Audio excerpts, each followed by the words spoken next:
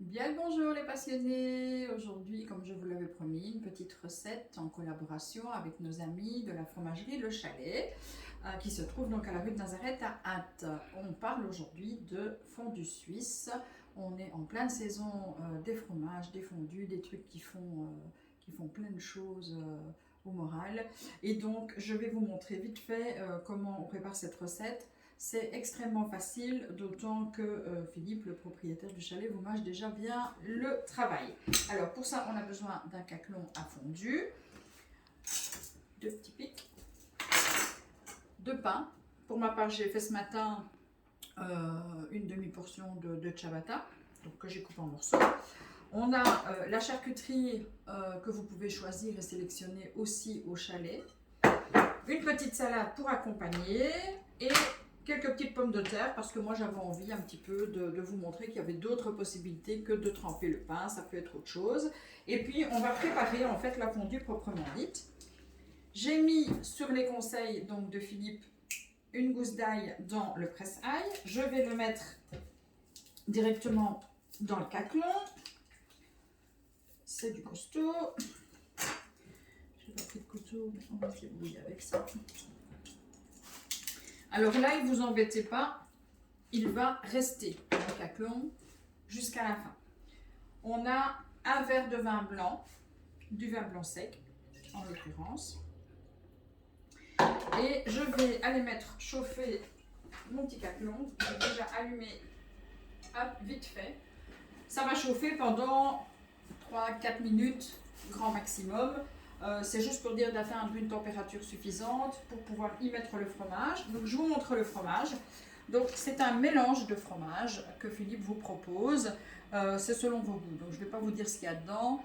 Il vous proposera selon que vous choisissez la fondue suisse ou la fondue française. Donc selon l'une il y a 2 fromages, l'autre il y a 3 fromages. Et donc encore une fois à vous d'adapter vraiment comme vous avez envie, avec les ingrédients que vous avez envie. Ça peut même compléter une traditionnelle pierrade, raclette, enfin voilà, tout ce qui est très calorique l'hiver. Mais ça, nous, on aime, puisque, comme dirait ma fille, le fromage, c'est la vie. Alors, une fois que ça chauffe, bon là, je l'ai mis assez fort, il n'y a qu'un verre de vin blanc, donc ça va aller relativement vite. Et donc, je vous dis, vous laissez vraiment... est-ce qu'il y a une cuillère en bois dans la salle? À mon avis, ça doit être quelque part. Il n'y a pas de cuillère en bois, il n'y a que des tupperwares. Une cuillère, tu peux voir, fera l'affaire. Tu prends le fouet. Ou le fouet, je cherche après. Il est juste dans ta main droite. Pardon, merci. Le chat. Le chat. On présente Croque-Mou. On va Bonjour. croquer aussi s'il continue. Croque-Mou. Croque-Mou. C'est bête. L'avantage, c'est que dans la cuisine des passionnés, il n'y a pas de chat, pas de chien. Pas de poisson rouge. Mais là, c'est de l'improvisation parce qu'on a décidé de se faire notre petit dîner. Donc, je vais mettre le fromage dans... Donc, vous voyez, Philippe me l'a gentiment déjà... Casse-toi. Viens, vas-y, va jouer.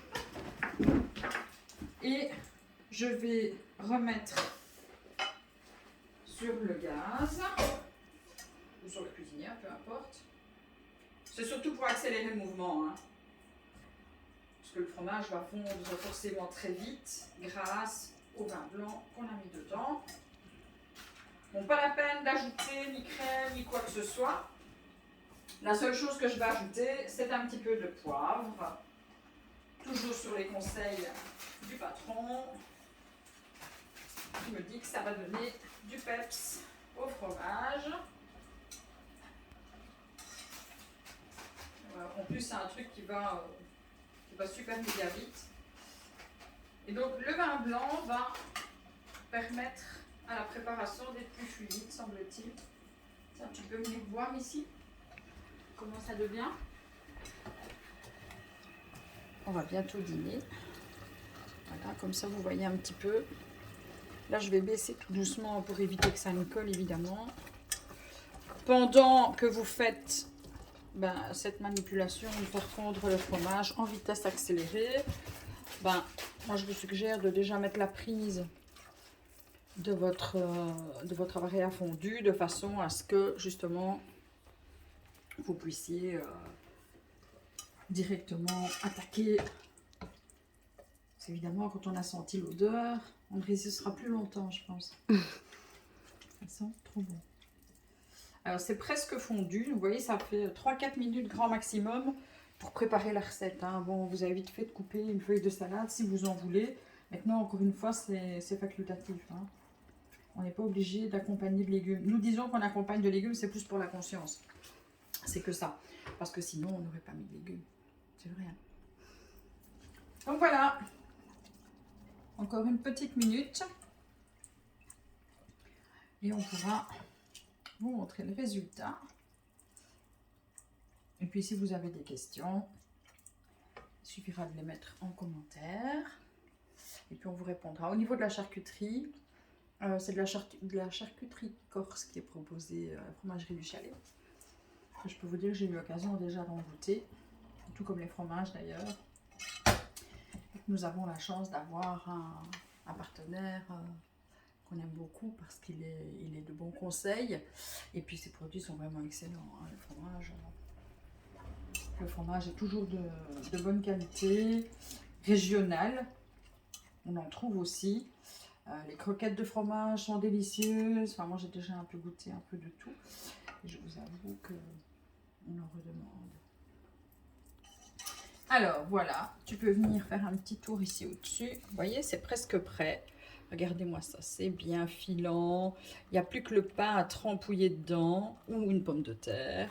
Et tuer le chat au passage. Le chat. Voilà. Tuer le chat au passage.